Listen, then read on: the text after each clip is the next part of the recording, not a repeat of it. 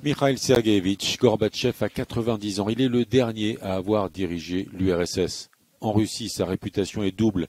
Il est à la fois le réformateur, l'initiateur de la perestroïka, populaire à l'Ouest, et en même temps, il est celui qui n'a pas réussi à empêcher l'effondrement de l'URSS.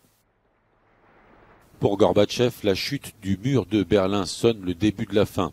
À l'époque, Vladimir Poutine est un agent du KGB en poste à Dresde et il se désole qu'au Kremlin, le président du Soviet suprême ne fasse rien.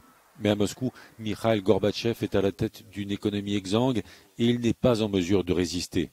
Aujourd'hui, à Budapest, son ami János Zölcer s'en réjouit. Le simple fait d'être ici et de parler librement, c'est son héritage. Il y a 30 ans, il a quasiment donné la liberté à l'Union soviétique et au peuple d'Europe de l'Est. On est maintenant responsable de nos vies. La catastrophe nucléaire de Tchernobyl endeuille l'URSS à peine un an après l'arrivée au pouvoir de Mikhail Gorbatchev. Le dirigeant est incapable de préserver le secret et il lance alors la glasnost, la politique de la transparence qui libéralise un peu la société soviétique.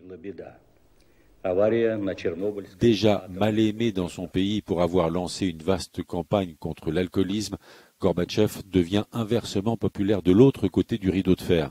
Il instaure un dialogue direct avec Ronald Reagan, il impulse la détente et sa diplomatie lui vaudra le prix Nobel de la paix. Au même moment, dans son pays, Mikhail Gorbatchev fait face à des aspirations nationales de plus en plus fortes. En décembre 1991, le président de la République soviétique de Russie, Boris Yeltsin, signe avec ses homologues biélorusses et ukrainiens les accords de Minsk qui mettent fin à l'existence de l'URSS.